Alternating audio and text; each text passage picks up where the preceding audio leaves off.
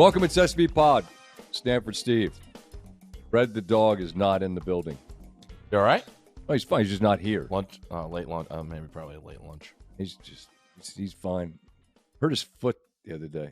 I thought he blew his knee out. Luckily, he just stitches. Nah, I've had 2 Ridgebacks. I've learned this. They're a very dramatic animal. I would never. I'm tough as nails. Yeah, tough as nails. That's me. Oh, that's me. A good start. Yeah, it is. We're off and running. Daisy Fresh off of a doubleheader in Bristol. Stayed early morning commercial shoot. MBD. Not a big deal. We move product out there. You want it? We're normally a team. This morning somehow Stanford Steve wasn't involved. I failed there. That won't happen again. I could see, you got a little fatigue, a lot of time with me. I understand. No, There's a lot going up, traveling. I enjoy it. But now we settle in and we get a chance to rehash Week 3 in the National Football League. The Shield. 1 week, you don't know. 2 weeks, 3 weeks, we probably still don't know. There's teams that I'm about to say are good that might not be, and there's teams I'm going to say I don't think they're good, and they probably are. Okay. But I'm going to ask you right now, of the 3-0 teams, who are you definitively saying they're good? Of the 3-0 teams? Buffalo, Minnesota, Pittsburgh, Seattle, Kansas City. All of them. All of them. Buffalo last night showed you what the ceiling looks like. 4 touchdown passes in the first half for Josh Allen.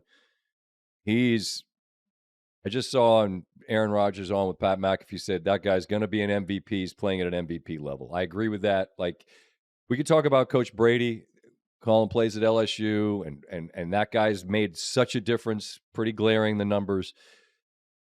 Some of it's that, but a lot of it's big number 17. I don't know when he's going to win an MVP, but it just the conversation surrounding him, I don't listen to people that if he's over, whatever. You do whatever you want. You don't know ball. A couple things here. I know you're not trying to do it, but I couldn't help as we're scouring the internet on our phones on the flight back and doing what we do, reading up on things that we miss because we're working. And on Mondays I do the bet show at ESPN. If we're on site, I do it there. But this deal with MVP odds, and I know you're not doing it. I get it. I cannot stand it. Like, it's week to week, these people. Like, Josh Allen, new favorite, overtook Mahomes plus 200 to win MVP. Who the hell wants to win $200 when you have to wait 4 months? This is why I don't do prop bet, the season-long props myself, but that's neither here nor there. No, you told me you dabbled a little bit on the flight here, maybe when college. So might have that's taken a lot. Maybe, small bite you know of what? the apple. Maybe it's the new fantasy football for you. But here, can I just shit on it for so long? That's. We're gonna keep dabs because a couple. I'll wear that. That's true. Yep. Not everything has to be seen through some lens of gambling, which is not what I'm doing. I'm just look, when a guy who's won a bunch of MVPs, Aaron Rodgers, says that's MVP level play, I think that's different than somebody on a graphic saying he's the favorite. It just made me think, like, I'm with you. Can we watch the guy and enjoy him for No, what Steve, he does? who's the MVP? Like, you already missed the boat with Allen. Like, why a week ago, what was he, 500? I don't know. All right, anyway, enough about that. To hear Orlovsky go to, I don't know if you had the sound on while you were bouncing back doing the craziness that you do, which is incredible, with updates and halftimes. Orlovsky said, I've watched every single snap of his career, and that's the best half of football he's ever seen. And for Dan to be there in person and say that, like, that's big boy stuff. Josh has had some serious performances, put up, obviously, numbers. But, yeah, man, he was on one last night, and I thought you saw the joy when Kincaid, he buys himself time. Kincaid runs all the way across the back of the end zone. Kincaid does that perfect slide he does because the walls are kind of tight at the stadium. And Kincaid gets up, the first person jumping, into his chest for a chest bump is Josh Allen. Mm-hmm. And it started to make me think, and then I guess ESPN released an overrated. He got voted most overrated. Whatever poll. I don't care to read those things, but I do think he is up there in the most likable players in the league. And in a situation where we are still earlier in the season, where we have, Hassan Reddick's still holding out, right? Yep. There's, constant all camp. All we hear about is contract. Who's going to get their next one? The wide receiver, a la the diva position. Guys are getting them. Ryan does a great interview with Jamar Chase. I thought he handled it well. He said what he wanted to say. He didn't say what he didn't want to say. And it's just we get caught with all this nonsense. But on the field, when you watch him and what he's doing and what he has done, and what is he going to do without Diggs and Gabe Davis, it looks like he's having a lot of fun. And to see those guys, that many different guys, he said in that, to see that many guys not care who scored touchdowns was pretty cool. And it's awesome. I don't know who to. I don't get the dislike. I don't now, and I say that from a perspective of someone who has always liked him and thought he was good. And I don't know. We joked a bit about it on Countdown. The only time that like Ryan Clark and I ever raised our voices at each other, well, he thought I was cursing at him, was after they played Philadelphia last year, and we were arguing about was he great. And I'm like, well, he was great yesterday, and I don't know if it's semantics, but they lost the game. I'm like, well, I guess you can't. So if you can't be great in a game, you lose. Well, then that means Jalen Hurts wasn't great in the Super Bowl because they lost. No, he was great in that game. They didn't win. And that was a whole other thing. It doesn't matter. It's just I get that people may grade with a sharp pencil, and you may want certain things to hand out. You're great. That dude's great and played great on Monday night, and they play Houston next. No, excuse me. They go to Baltimore on Sunday night. Get to Baltimore in a minute. But I just also, one more thing on top of that, to watch what I had to watch Sunday at 1:00 with that quarterback play, and then to be able to see somebody like Josh Allen, it was. I had to wait a while. Don't want to sound selfish, but it was very refreshing. Refreshing. Like a Fresca. Where are you on Fresca? Yay or nay? Very good with Tito's. Let's say there's no Tito's. You just want to pour a little citrus beverage. Refreshing. I think you got to pour it over ice. You know what? I kind of agree with you. Everything. See, you know me. I'll swig the Diet Coke straight out of the bottle. I want a Fresca. I want to pour it over ice. Crushed ice preferably. And then maybe a little splash of Tito's. Go. See, the problem with that is like one's too many and 10 is not enough. That my fourth already. What happened to this bottle? It's just there's a hole in the bottom of the glass. All right. Minnesota and Pittsburgh, I put in the same category that mostly it's the defense there. And Pittsburgh's given up 26 points through 3 games.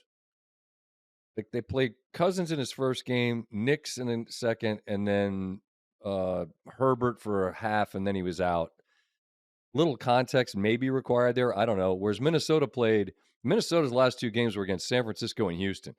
And I'm telling you, Steve, the Viking defense Sunday against C.J. Stroud, who has universal approval in our shop, and rightfully so, in my opinion, he was in a complete pretzel, couldn't do anything. They were constantly behind schedule. Minnesota jumped them, and the Texans had 0 chance to win that football game. Now, the Tampa Bay Buccaneers had 0 chance to beat Denver, and I thought Denver was terrible prior to this. So things can happen. Game scripts can get away from you or whatever else. But I'm talking about 2 teams that I thought were in the same weight class, and Minnesota was miles beyond them for that particular 60 minutes of football. And all our guys are giving this Flores defense a ton of credit. He's doing a great job. The Sam Darnold story and his relationship with Coach O'Connell, I think, is really cool. We've talked about that. We've touched on it some. He had 4 touchdown passes. I think that if you're going to trust your defense, I'm buying you. I want to see Pittsburgh. I want to see him be able to score more than 20 points. But I guess Steeler fans would say, have you seen the last 5 years of us? We figure a way out to win games without needing a ton of that. But those two teams I identify mostly with the defensive side of the ball, and I think defense generally lasts. So I'm saying I buy both those teams. Yeah, and then the Vikings, no Daniel Hunter. He goes the other side. And just be wary. Sorry, guy Chris Long talking about this with B-Flow. Don't talk about opposing quarterbacks. Don't talk about how much you enjoy handling the blitz, because a lot was made of how good C.J. Stroud is against the blitz. And I think it was 64% of the time they sent it.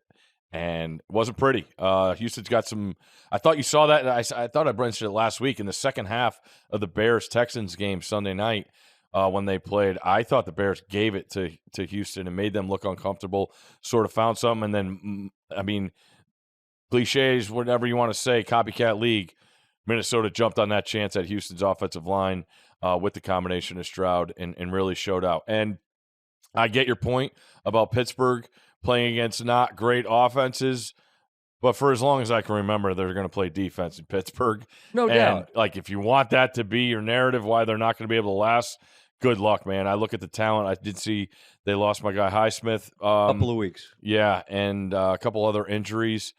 But people mocked me when I said Fields should be the starting quarterback. Did they? When we did the oh, yeah, that clip got plenty of when it was announced that Russell Wilson was the guy. Oh. It's all right. But I did expect a big year from Najee. I think you lean on him. I understood Warren's not 100%, but it's piecing together wins, man, in this league. Like, you look at the difference of them and Cincinnati in that division. 3 games, can you make it up over the course of the season? Of course you can. You got 2 head-to-heads still to come up regardless. But to be able to start your season when you knew you had questions with 3 in one column and 0 in the other, the way the Steelers have it as opposed to the Bengals, they're doing something right. So I want to give them credit for being undefeated at this point in the season, again, because of what I've had to watch so much this season. And I want to be clear. Look, no one's a bigger Tomlin fan than I am. That's well documented. They've scored 51 points. Yeah. They've scored 51 points through three games. They've played offense accordingly to their defense perfectly. That's well said. They've also basically doubled the points they've given up. They've given up 26. Yeah. So now you said you believe they're all good. We've gone through Buffalo, Minnesota, Pittsburgh. Let's get to Mike McDonald, the new coach in Seattle. His defense with Baltimore last year was historic. Now, I say his defense had plenty of talent out there, but he's dialing up schemes. Our guy Bill Barnwell was talking about the approach that they employ, and I don't know what you can say about last week against Miami. But win the game. Understood. And don't let them score. They gave up 3. Yep. It's just Miami with Tua. I mean, I just think about 2 weeks ago on a Thursday night, they're playing Buffalo, and like, this is the night we're going to get him. Or Tua's going to be horrendous. Then he's going to get injured again. Then your backup gets injured, and you're on to Boyle. And they had no chance to do anything in that game. So Seattle's most recent game, I don't know, but they played 3. They won 3. One's against New England, one's against the backup, and they beat Knicks week 1, who looked like he couldn't do it. Then, as I said, looked good against Tampa Bay. My point here is that those 3, I'm going to say, all right, let's see what you do in Detroit this week. This isn't me shitting on Seattle. It's not. It's just saying context matters. And the context here is what I just said. New England, Miami's second and third string quarterback and a rookie quarterback. So I'm gonna wait and see a little bit more there. I've liked what I've seen from them. Looking at them and what they've done, Murphy, I thought was a great pick to shore up the defensive line. Everybody's going to talk about DK. He obviously has the wow factor. Couple of bombs the most recent 2 weeks. Lockett's going to catch every ball that's impossible around him. But the guy that I've seen the most out of, who I thought coming out of college and maybe could have handled things better at Ohio State, was Smith and Jigba. Guy can run every single route. You see that level of trust that Geno has with him, third downs particularly. I think he's a better version of Lockett because he's bigger, probably not faster, route runner. He's in there, but he's in the mix all the time. In the mix. And I love what I've seen from Geno in that offense. Again, Geno's also a guy, as long as he's comfortable, he's going to be able to make every throw, and he'll hang in there. I believe that game last year at Detroit was a wild one. I think They played 2 years in a row in Detroit. They've all been wild. Both teams in the 40s, maybe? Give Charbonnet some love as well, because Walker hurt himself that first game. You saw him point down, and you could tell he pulled something. It's an oblique, and Charbonnet has scored in each of the last 2 weeks, and they haven't really missed a beat. That's the thing. Next man up's is the oldest adage in the book, but the next man is the next man for a reason. It's because the guy in front of him was better than him. So when the next man can come in and there's no drop off at that position, that's significant, particularly a team like Seattle where they're going to run the ball. And then the final team's Kansas City, and their own quarterbacks are like, we haven't played well yet. They've played 3 good teams and they've won them all. Like that. I don't care what Kansas City does. I don't care if they're good or they're bad. I'm never going to think anything other than that they're going to win every game that matters in January and February, because that's what they do.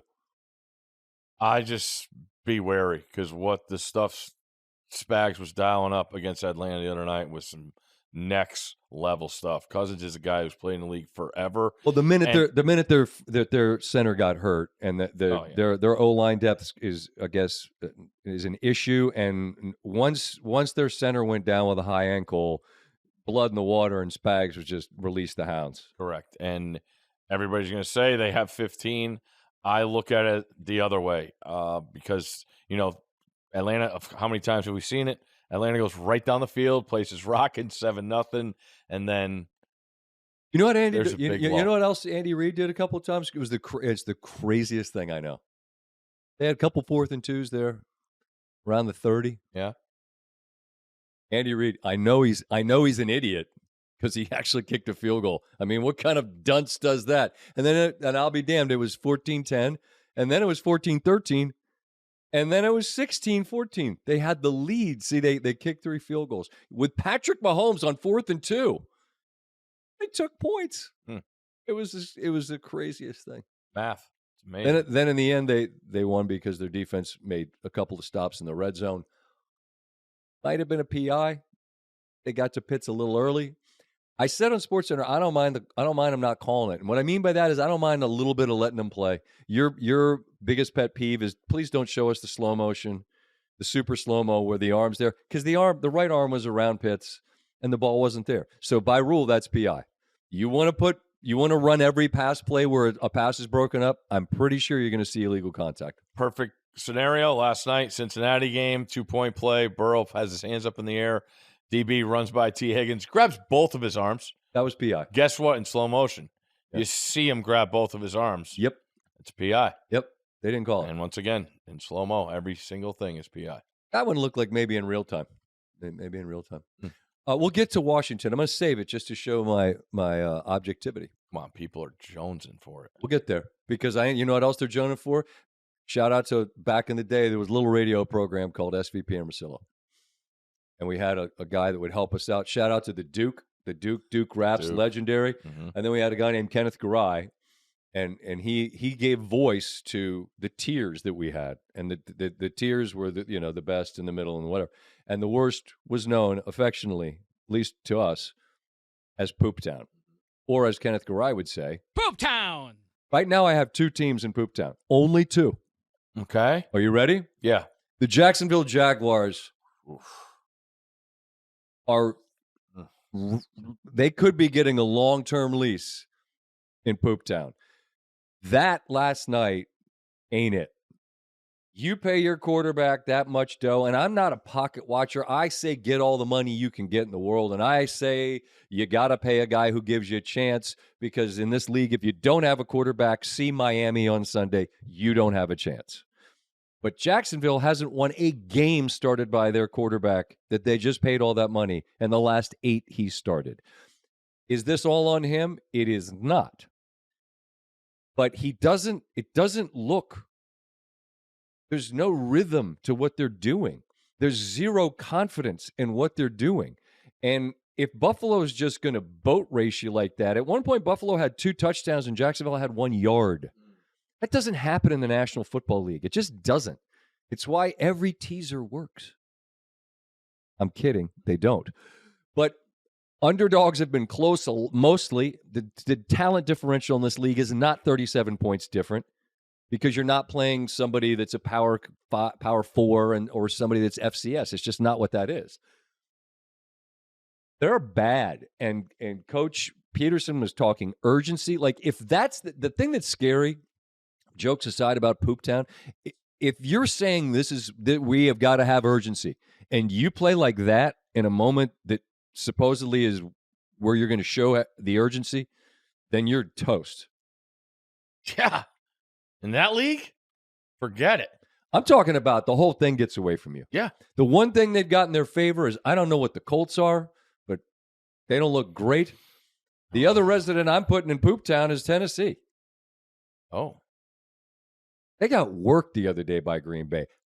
Tip of the cap, Malik Willis. You get moved for a couple of jars of Hellmann's. In a 7th rounder. I mean, it wasn't a lot for a guy they took high. And he played excellent. Their defense was awesome against the Tennessee offense. They're 0-3, and maybe I'm being a little harsh because they were close against both the Bears and the Jets. But you get stomped like that at home by a backup that was the guy you traded, and for at least the moment, it could be a brief stay here. I'm putting Tennessee in Pooptown. Do you have anybody else in the lowest rung of the NFL? It's amazing. When we were talking after week 1, there were other teams that were definitely in there, and we do not have tiers of Pooptown because of how gross Pooptown is. Okay, correct, people? So it's not about the bowel movements. It's just Pooptown. Yeah, it's all right. Yeah. But Carolina and the Giants, they're ascending. They're right out. 3 teams that clearly would have been there prior to. Denver goes on the road, scores on its first drive against Tampa Bay against an unbeaten team. They get a pick and score again. They played from ahead. Tampa couldn't do anything. Denver's defense was tremendous on Sunday. A tip of the cap to them. The Giants go on the road against Cleveland. They fumble the opening kickoff. Amari Cooper gets a touchdown. It's 12 seconds in, 8 seconds in, whatever it was. It was like 14:45, 7-0. It doesn't happen in the NFL. It did. They shake that off. Malik Neighbors is insane, as advertised. They went on the road against Cleveland, and Andy Dalton in Carolina, they were in their own level of hell. And Andy Dalton showed you what professional quarterback play looks like. That guy, for a decade, was a solid starter of a playoff team in Cincinnati, and people shit on him because they didn't win in the playoffs. Well, guess what? He can play the position. Imagine you're Deontay Johnson, and you're like, holla freaking Luya. Look what happens when we've got somebody, and I'm not trying to pick on Bryce Young. This is just, to me, it's just an illustration of what a competent professional who has played at a high level for a long time can do. It might be 1 week, might be a one-off.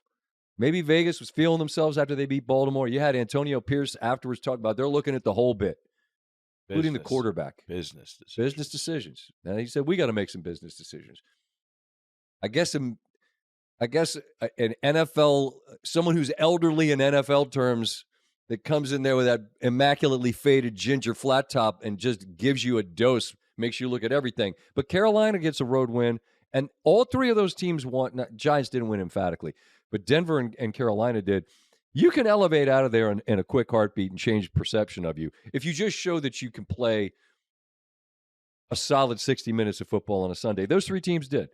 Jacksonville hasn't yet. No, they haven't. And that maybe that's unfair because if ETN doesn't fumble week 1 against Miami going in, maybe they win that game. You know, Miami hasn't had a lead with any time on the clock in any game. They won a game at the gun week 1 against Jacksonville. They've had 0 leads for any seconds of play since then. I was going to say that about the undefeated teams. Take Kansas City out, but like Pittsburgh and Minnesota feel like they've jumped teams from the beginning. You know, talking about whether they're good or not, but like that's a credit to them. They haven't played much behind. Chargers scored first the other day. Oh, yeah. But beyond that, you're exactly right. I mean, Minnesota, too. Like, that was 14-0, like nothing. In the blink of an eye. In the blink of an eye. But, yeah, Carolina, I give the coaching staff a lot of credit, man. And, you know, you talk about these guys that, you know, we talked on previous pod, you know, there's only 32 jobs out there. This Canales comes in, obviously did yeoman's work with Tampa Bay and got plenty of the credit, which he should get. And now you go, your first head job, you got to pull the number 1 pick, but you have substance there. But to go out and look like you did, you got to be ready for that game wrecker and Max Crosby, who, God, he just tries to wreck everything. Hopefully he didn't wreck his ankle.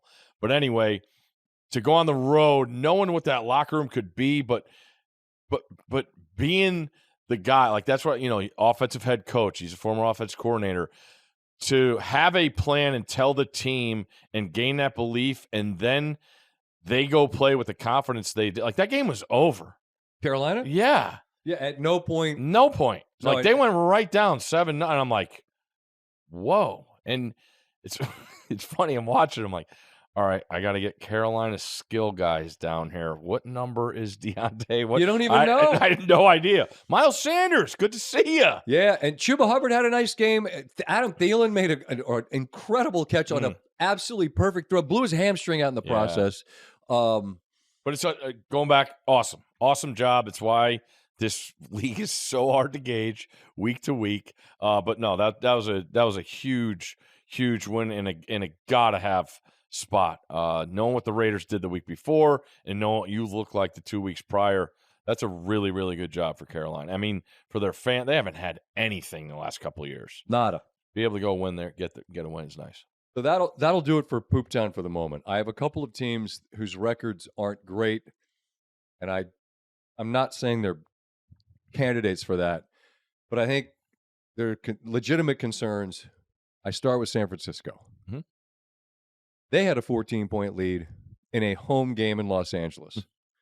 The faithful took over SoFi. Kind of what they do. Massive shout to Sean McVay, Stafford, and every person on that LA side who somehow cobbled together a win given what they're working with and what they don't have. San Francisco, on the other hand, would say, and how about what we don't have? That's the reason that this is concerning. Monday night, Adam Schefter reporting that they're going to get an MRI on Purdy's back. Debo's done. Anytime you're seeing German specialists for your Achilles/calf, that can't be great regarding Christian McCaffrey. And then it's non-fantasy football playing people that matter a ton to what they are as a group. I don't know, man. I just don't know if I can't recall ever seeing an injury list for a week 3 game that looked like that. It was absurd. Mm-hmm. I'm going to always believe in I believe in Shanahan. I believe in that organization. I believe they're good. I also just don't know if they're so banged up that this is just one of those years that you just say I don't know if we can do it. Yeah, you got to have enough to stay in the fight. And when you look at what happened, you don't see that happen to the Niners. A lot of credit. I mean, the missed field goal by Moody really, really. As soon as they attempted it, I'm like, man, you missed this, and you hand them the ball at midfield. Yeah, and then you get the punt return, which was an enormous play. Stafford seeing the matchups that he wanted and taking advantage of that moment, knowing that he has a really good group in the Niners. I just saw they lost the Hargraves out now for the year too. That's what I'm talking about. So there's not any world beaters in the division. That's fair. So, like I said, stay in the fight. Obviously, you hate to lose leads, but that 4:00 window, it just felt like the back door was there for the Cardinals time after time after time. Kyler couldn't do it. The back door was open for the Rams, pounced on it like crazy. So it really is interesting. The way every week it feels like. That's where hang around. I know I got a quarterback. Can we make enough plays to get this thing done? And the wow factor of it being the Niners blowing a 10-point lead that late, that's where I think it is. But yeah, man, I mean, what are you gonna do? You gotta line up with the guys that are healthy. Next man. It's weird though. They said Kittle left the Minnesota game and what he thought he had a cramp in his hammy, and the cramp never went away. So I'm not a doctor, Too much school. I was going to say. They got New England next. That's as close to a get-right game as the league's got. There you go. Well, we got bye weeks. Then it's Arizona. Then they play Seattle, Kansas City, Dallas. Then they hit their bye week 9. But we get byes for some teams week 5. It's really early. How's the fantasy looking? You already scouting ahead? I got some issues. What do you think about Dallas? I think it's a monster spot Thursday night because I was talking to Ryan and Swag about this, and you guys did your thing, which was great about the rush defense, and now I believe they're last in the league, and how the Ravens – I mean, I thought you had two teams that were really at odds, knowing they had to have this game. Baltimore and the Cowboys. And you like that score and Dak's stats, like that's nothing of what that game was. They got manhandled. And when a team knows they could do that to you, that's a scary feeling. It's an awesome, awesome feeling. Kelsey said it great last night. When the other team knows you want to run the ball and you still run the ball is the greatest feeling as an offense you can have. And Dallas, you saw it early. I mean, that first drive, Lamar goes down, puts the ball in the corner of the end zone. It's 7-0. It's like, oh boy, CD, bunch of drops. They don't have anything they really do well. How do you fight when you're down in a game? You go to Cleveland, you jump out early, and everything's nice and clean. New Orleans comes out and jumps you, and you're out of it. Baltimore comes and jumps you, you're out of it. You got to be real careful here with the Giants because the Giants' defensive line, I love them. And I'm not even talking about Thibodeau and the new guy, Burns. I'm talking about Dexter Lawrence in the front. That man is a sensation that I love watching every week. But I also think about how much Dallas has absolutely manhandled the Giants. It has not been pretty the last couple of years. No, not just wins, but just big. There have been debacles. Yeah, and it's was it 44-0 last year to start the season? I want to say it was 40-0. I believe was the final. Well, like Giants offense looked pretty good last week against a defense that I think the world of. Throw it to one.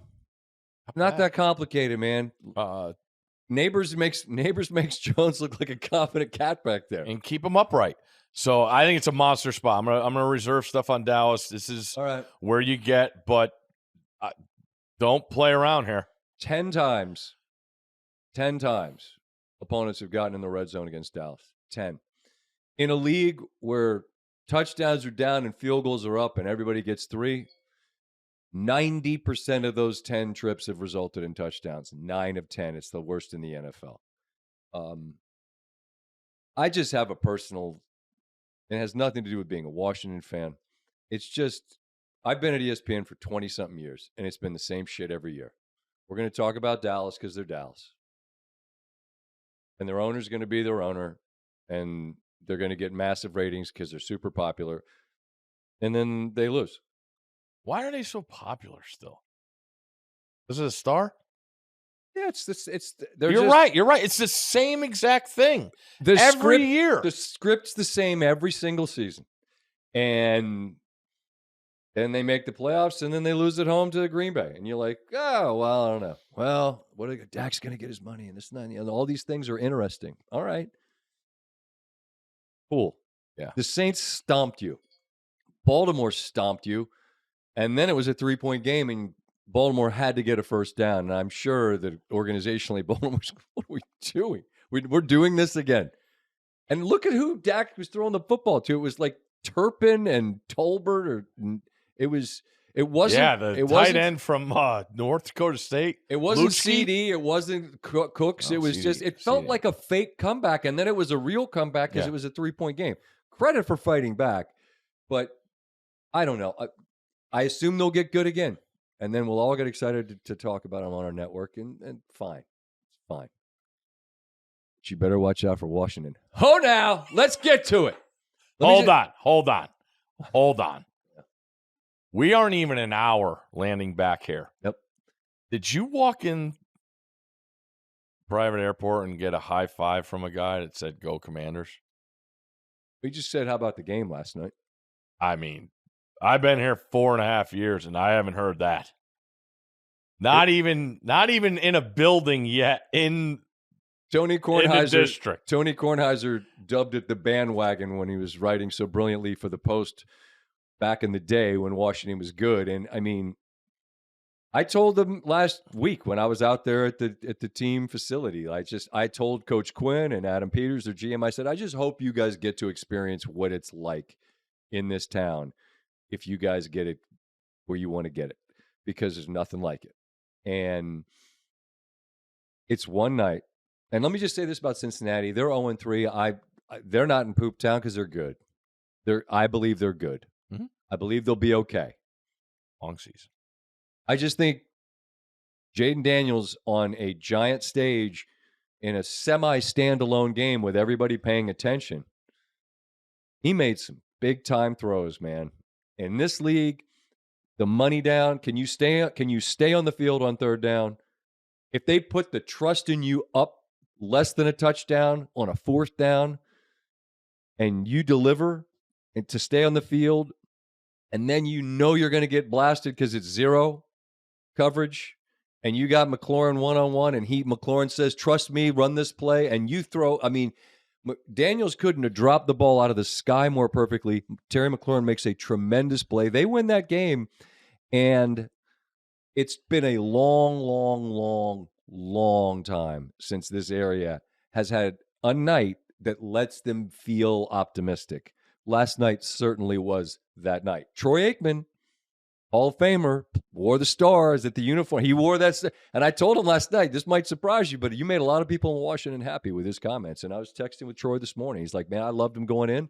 More so now. Just wowed Troy Aikman with his poise, with his growth, with his maturity. Just 60 minutes. But it felt like more than that, just in terms of what it can mean around here. You're smiling at me. It's crazy. I haven't heard from people in this area with trying to keep it G-rated, just happiness.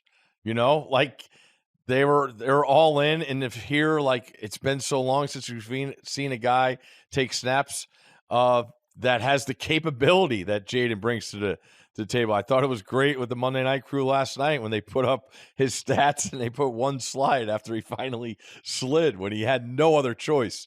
No, it's awesome, man. Like that's what I mean. I've been questioning the fan bases around here. You still got your Baltimore people. That's all they knew, and there's loyalty to there, and then with the Nationals thing and all that stuff. Like, it's a weird thing for me to try and put my head around.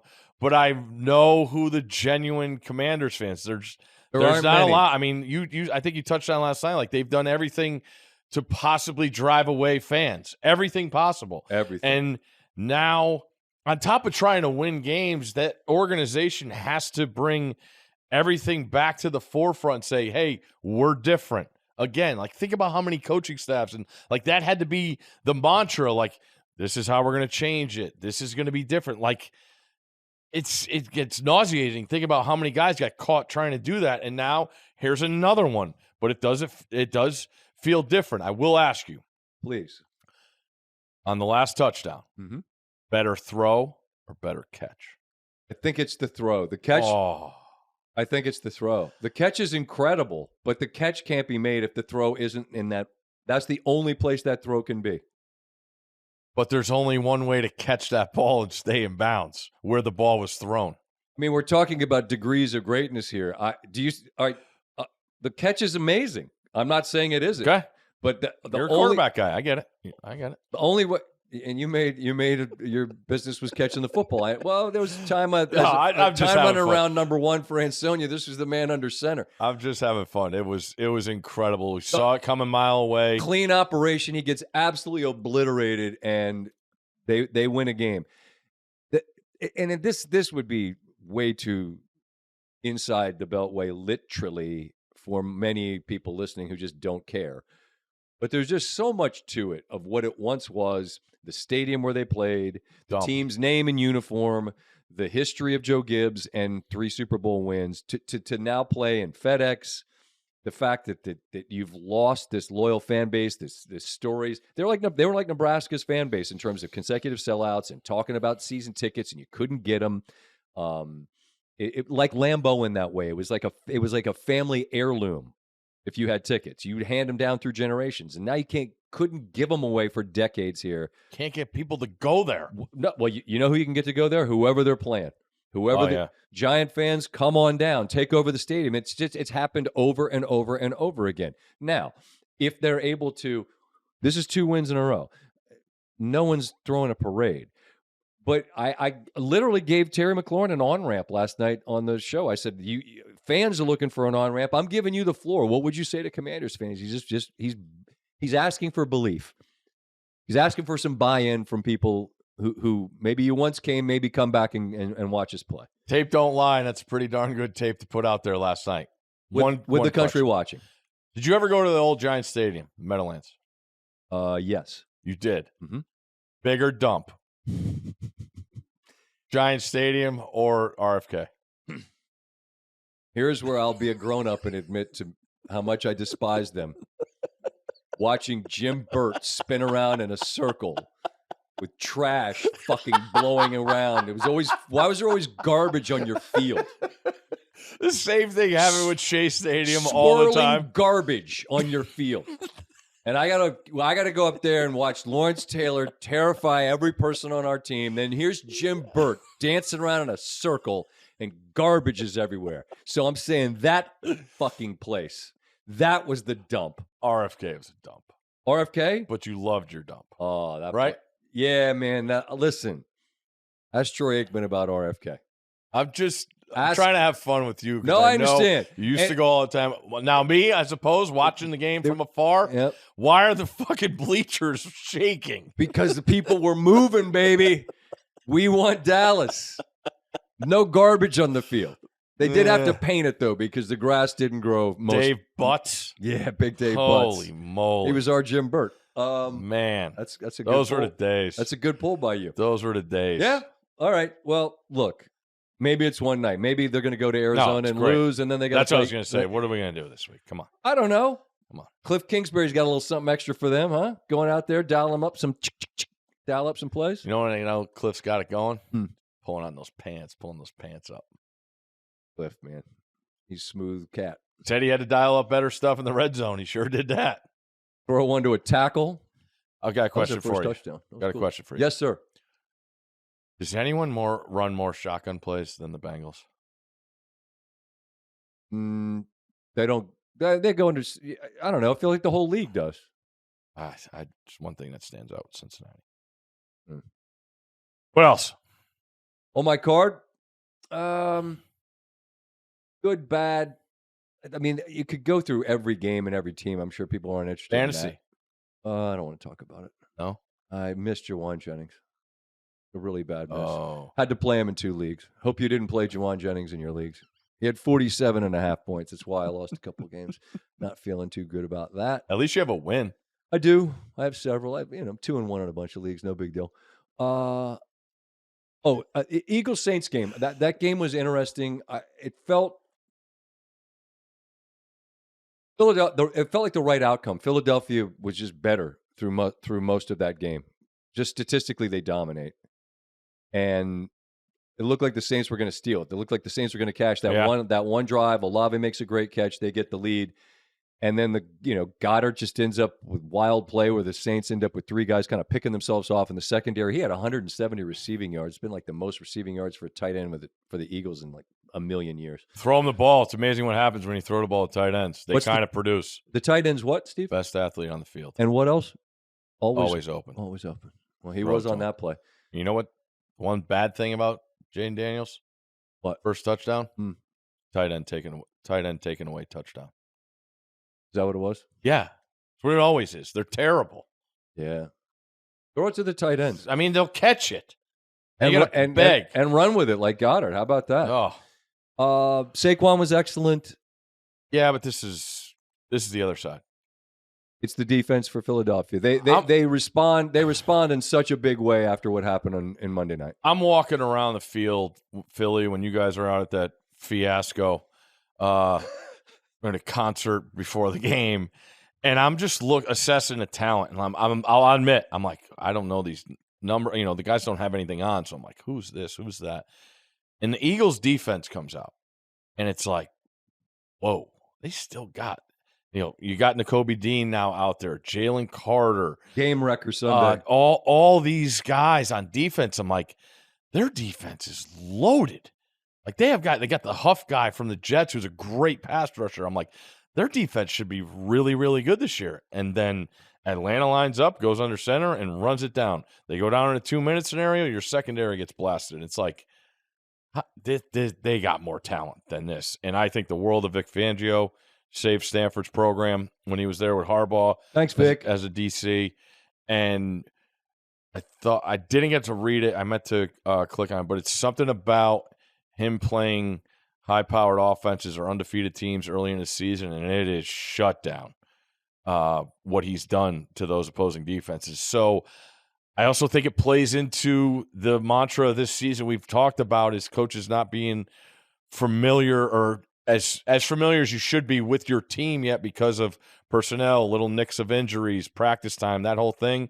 But that's what I expect from Philly's defense. They got it. They have way too much talent to be what they were against Atlanta, and that's more what I thought about it. But also going back to the NFL, 2 weeks sky high, New Orleans, you think they're coming home. Philly looked like crap on Monday night, and it's the overreaction.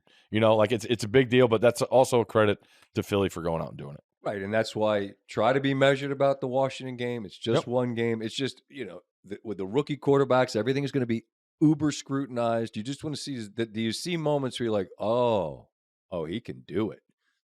You saw that. Yeah. You saw that on Monday. NFC East is fun. Agreed.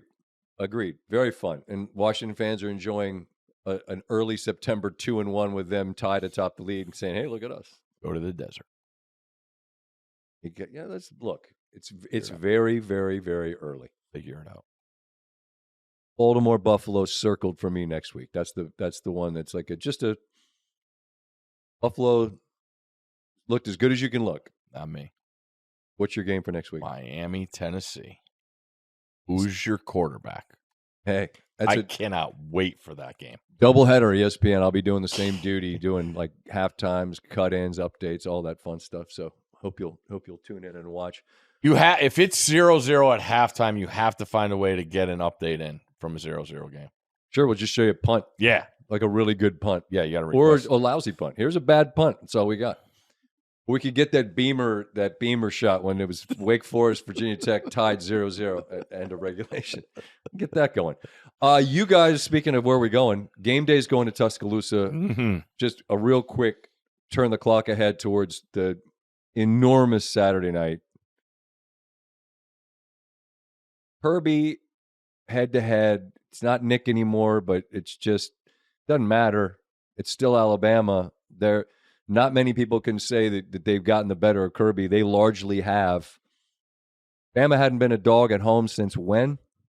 2007, Nick's first year. LSU came to town and won in overtime. Been a while.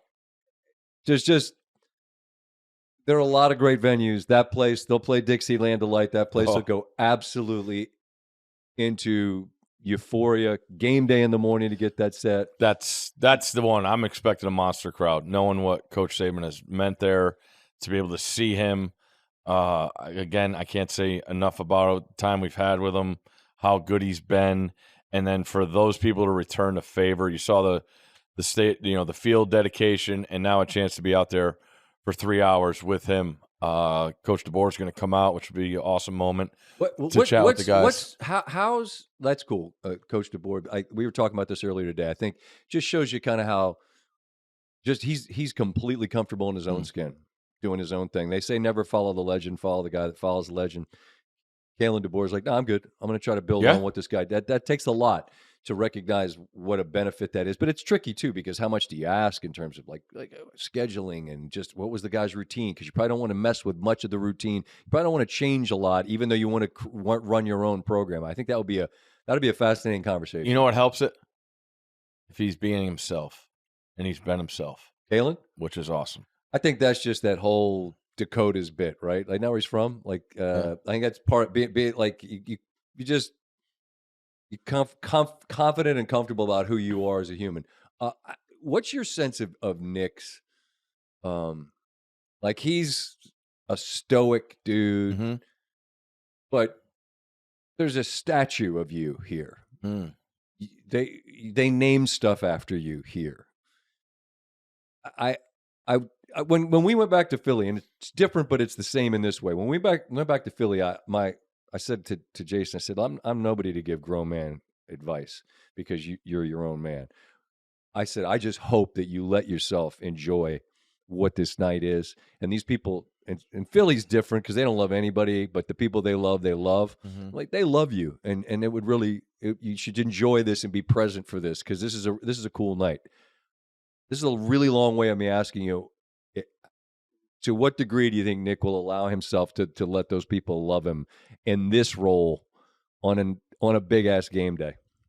Well, we have different opportunities for that to happen in the show. Our show has, to start has been a welcome. We're happy to be here. That's an opportunity for the people. But I just think being able to look out from the set and from a general sense, you get to see how many people are there.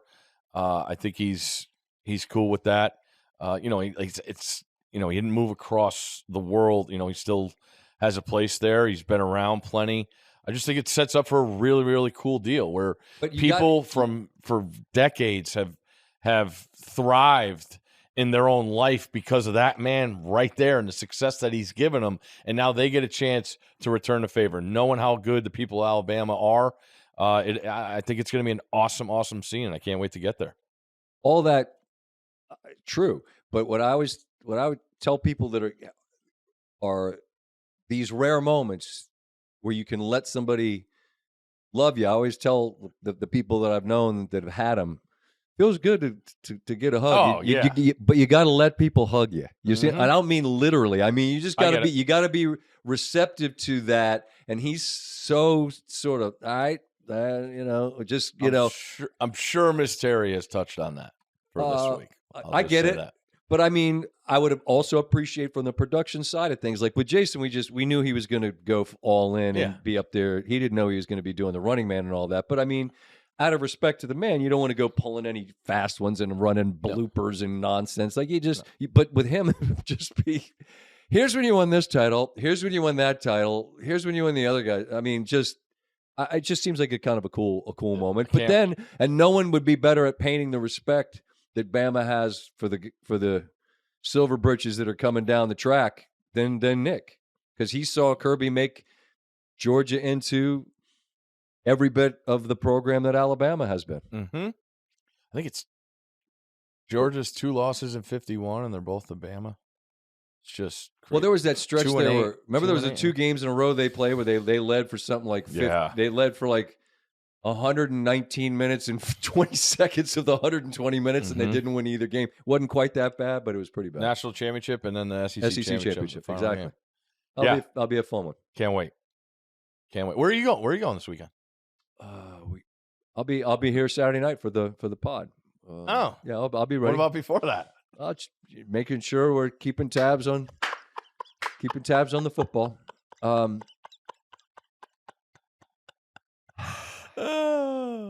Might get some donut holes from Lyman Orchard. I'll just tell you that. Get a gross of those. You had some.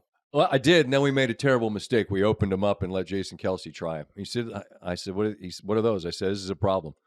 Why? I said, "Have one." And he started talking about like Lancaster, PA. Everyone says their cider donuts are the best. All due respect to Lancaster, I've been up there, Amish country. I'm sure. Lyman Orchard, #1 seed donuts. The end. Done. How many did he have? Most of them.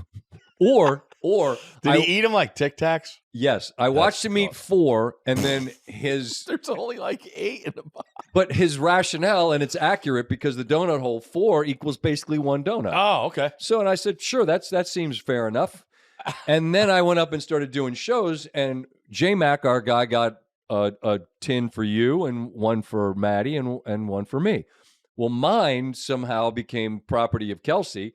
And then I come back and Kelsey wasn't eating them because he was with me. So somebody, and I'm guessing it's our producer Marco.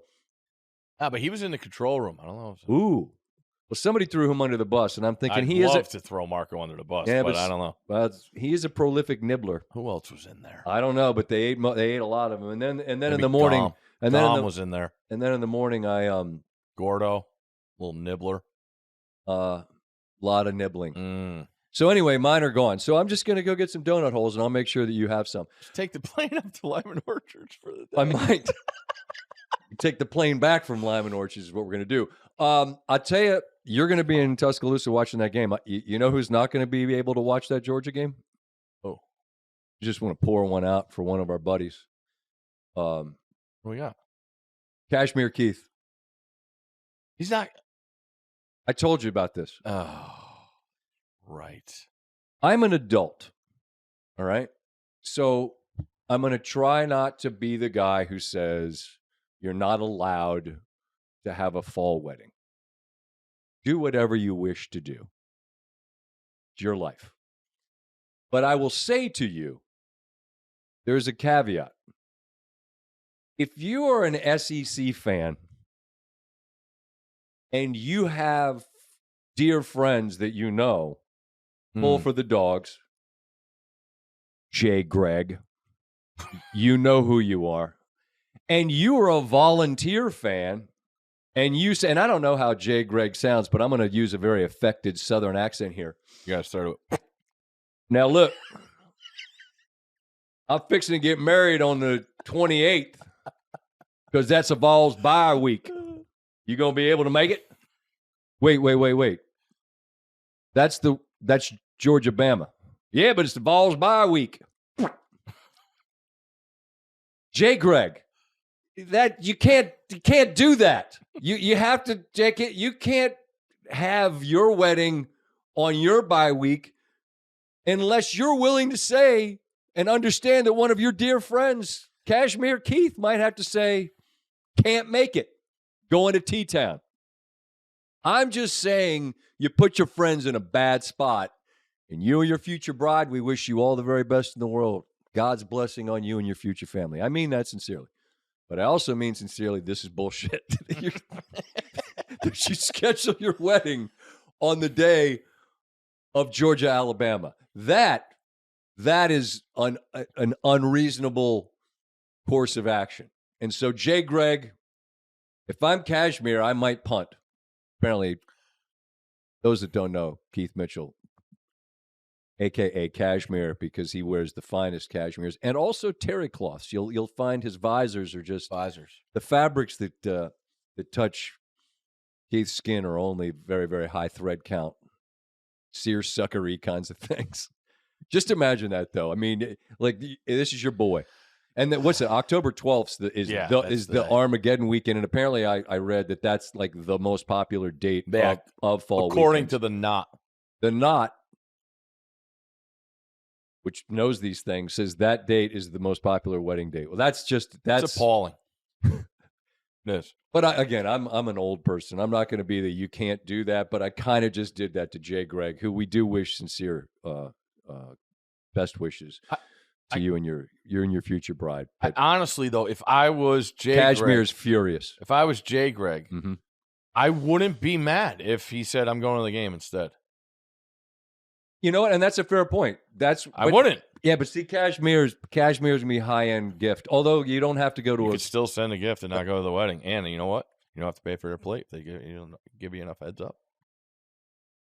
So then you'd get the gift and wouldn't pay for the... Do you want the filet? But Cashmere's friends probably... Money isn't not. I was going to say. Cashmere probably just takes out a knot and held by a rubber band, just starts peeling off honeybees. How many do you need? That's a tough one though. But I think if Jay Greg's a real friend, he'll just say, "Hey, Kashmir, you're good, man. Enjoy the game." Or you do what? Can I tell this story? I don't know if I can tell this story. I can tell the story. You could do what my wife and I did, where there was a wedding. Oh yeah. And it was the same night as Florida, Alabama. We went to the wedding, went to the reception, saw the bride and groom. So great to see you. Fantastic. Oh, this is wonderful. sprinting into the parking lot, disrobing in the parking lot, getting into the car, hightail it to Gainesville, get there in time for the swamp erupts with a touchdown. I think that they got beat 50-7. No, I think that was a close one. No, I'm telling you, I was there, and that was the only score. And they had BAMFTR. That was T-Rich? Yeah, they had T-Rich on the squad. Badass. And it was badass. So yeah. Gators scored first. Bama scored the next 50. Got it. Ish. But we did go to the wedding, went to the reception, saw the bride and groom. Gone. I think Kashmir just you just sort out some.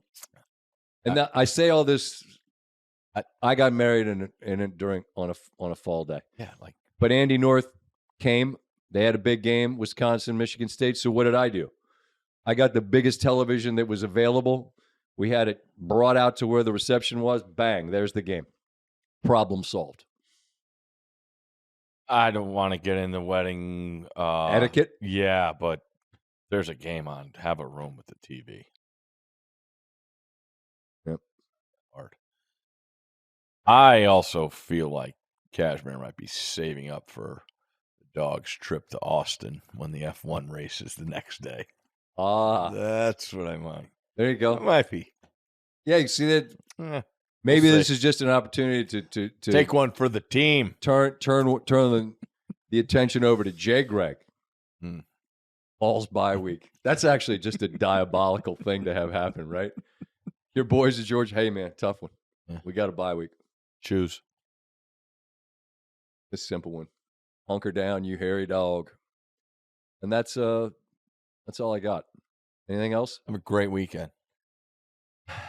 You have fun in Tuscaloosa. By the way, giving Steve a bye week from Winners, which means you don't have to show up on Thursday. It's not because of me. It's because the picks suck. We got to change it up. I may just go NFL because the dogs continue. I can't wait. No, dogs can, Wednesday night. I'm texting you. Dogs continue to bark on Sunday. Saturdays, I know you're at 1 a.m. You're up crunching numbers. Wednesday night? Yeah, 1,000%. I can't. I'm texting you. All right. Maybe FaceTime. I think the Dirty Terps might be the right side this week. Catching 7. Indiana's they're a problem. Arizona Cardinals. +7? Arizona Cardinals. I'm not doing that. Yeah, you are. I'm not going to. I might have them, but I'm not going to have them on TV. I swat them. So you're a Commanders fan? I don't want to be. Yes or no? I grew up rooting for that team. Long time ago. Are you a Commanders fan? That was the Redskins. Yes. Are you an Orioles fan? 1,000%. How we doing? Not feeling great. Have lost 11 of 16. Haven't won a series in the last 5. But we're getting some injured guys back. Playoffs just get hot for 2 weeks, boys. That's it. Where's Grayson? Can we get Grayson the Pearl and just send him out there? I'm begging you. Kimbrel? No, he's gone. DFA. Gave up a lot of runs, and they said, you know what? We can't do this anymore. Wish him the best. But that's where we are. Yes. But I'm not. What I'm not going to do is act like I've been going out there and supporting the team and living and dying with the results. I'm not. But there was a certain level of excitement last night for them. You're in the mix. Yeah. It beats being in Pooptown. Yeah. So there we go. Avoid Pooptown at all costs. And that's a podcast. We'll see you Saturday night.